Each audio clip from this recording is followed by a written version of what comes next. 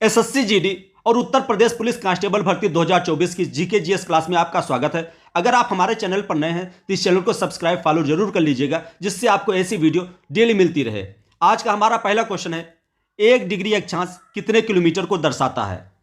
यहां आपका right answer हो जाएगा ऑप्शन ए 111 किलोमीटर। इसको रट लीजिएगा, यह बहुत इंपॉर्टेंट क्वेश्चन है। 1 डिग्री अक्षांश 111 किलोमीटर को दर्शाता है। अब हम अक्षांश के बारे में कुछ और बात जान लेते हैं। 0 डिग्री अक्षांश को भूमध्य रेखा या विषुवत रेखा कहते हैं। 0 डिग्री अक्षांश के ऊपरी वाला हिस्सा उत्तरी गोलार्ध कहलाता है और नीचे वाला हिस्सा दक्षिण गोलार्ध कहलाता है।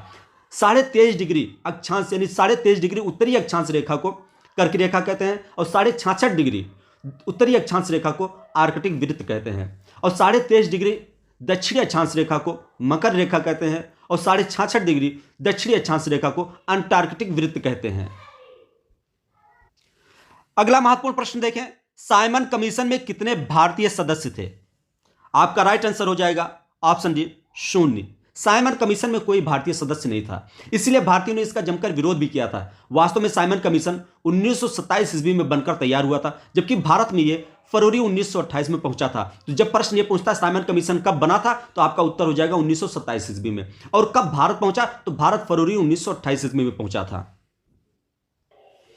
अगला महत्वपूर्ण प्रश्न देखिए, साइमन कमीशन के बहिष्कार के दौरान पुलिस की लाठियों से घायल किस नेता की मृत्यु हो गई थी। यह बहुत इंपॉर्टेंट क्वेश्चन है। यहां यह पूछ रहा है साइमन कमीशन के बहिष्कार के दौरान जब पुलिस की लाठी चार्ज हुई थी तो उसमें किस नेता की मृत्यु हो गई थी। आपका राइट आंसर है ऑप्शन डी लाला लाजपत राय। उस कमीशन के बहिष्कार के दौरान लाला लाजपत राय की मृत्यु हो गई थी। और इसकी खास बात यह जान लीजिए कि जब लाला लाजपत राय की मृत्यु हो गई थी तो उन्होंने एक स्टेटमेंट दिया था कि हमारे ऊपर पड़ी हुई लाठियां ये अंग्रेजों को ताबूत में कील का काम करेंगी।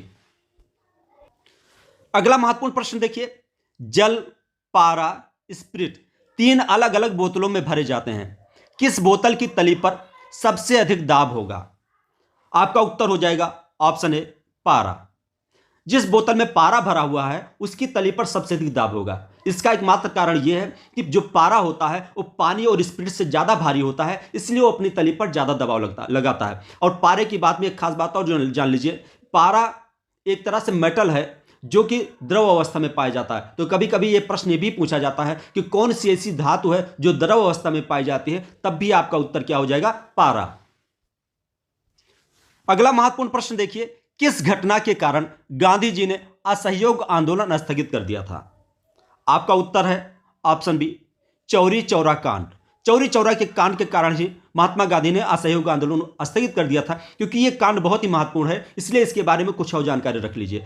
चौरी चौरा की घटना ये गोरखपुर जिले में, चौरी चौरा कांड जो है ये गोरखपुर जिले में हुआ था। यह घटना 4 फरवरी 1922 ईस्वी में हुई थी। ध्यान रखिएगा, इसकी तिथि बहुत महत्वपूर्ण है। चौरा चौरी कांड 4 फरवरी 1922 ईस्वी में हुआ था और इसमें एक थाने में 22 पुलिसकर्मी जला दिए गए थे। इसी के कारण यह असहयोग आंदोलन अब हिंसक हो रहा है, इसी के कारण महात्मा गांधी ने असहयोग आंदोलन को स्थगित कर दिया था। अगला महत्वपूर्ण प्रश्न है और ये वेरी इंपॉर्टेंट क्वेश्चन है, ऊटी कहां अवस्थित है। आपका सही उत्तर हो जाएगा ऑप्शन डी तमिलनाडु में। ऊटी तमिलनाडु में अवस्थित है। ऊटी एक दर्शनीय स्थल है। ऊटी का एक और नाम है जिसको कहा जाता है उटगमंड। तो याद रखिएगा, ऊटी तमिलनाडु में स्थित है। ऊटी एक दर्शनीय स्थल है और ऊटी का एक दूसरा नाम भी है उटगमंड। अगला महत्वपूर्ण प्रश्न देखिए, बांध की तली मोटी बनाई जाती है, क्यों।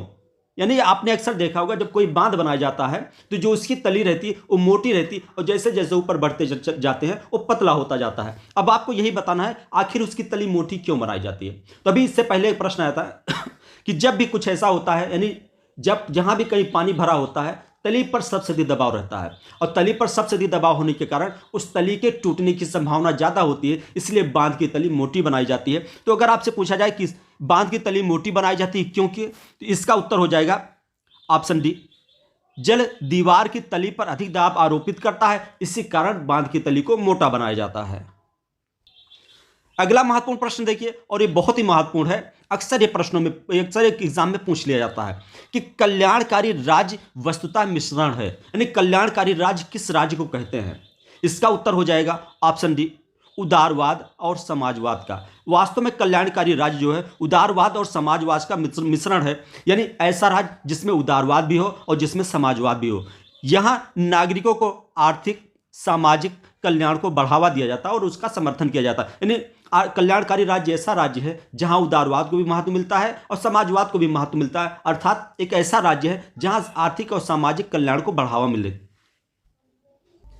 अगला महत्वपूर्ण प्रश्न देखिए, यदि वायु की आर्द्रता बढ़ती है तो वायुमंडलीय दाब, राइट आंसर है ऑप्शन बी, बढ़ता है। वायु की आर्द्रता बढ़ने के साथ वायुमंडलीय दाब बढ़ जाता है।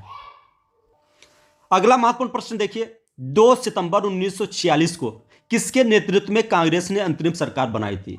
इसका उत्तर हो जाएगा ऑप्शन डी, जवाहरलाल नेहरू के नेतृत्व में। 2 सितंबर 1946 में कांग्रेस ने जवाहरलाल नेहरू के नेतृत्व में अंतरिम सरकार बनाई थी। यहां महत्वपूर्ण यह है कि अंतरिम सरकार का गठन कब हुआ था? अंतरिम सरकार का गठन 2 सितंबर 1946 ईस्वी में हुआ था। अंतरिम सरकार का नेतृत्व किसने किया था? तो अंतरिम सरकार का नेतृत्व जवाहरलाल नेहरू ने किया था। अगला प्रश्न देखिए और ध्यान रखिएगा, यह प्रश्न बहुत ही महत्वपूर्ण है। सर्वप्रथम पारिस्थितिकी तंत्र शब्द का प्रयोग किसने किया? आपका राइट आंसर है ऑप्शन सी, एच.जे. हैकल ने। सर्वप्रथम पारिस्थितिकी तंत्र शब्द का प्रयोग एच.जे. हैकल ने किया था।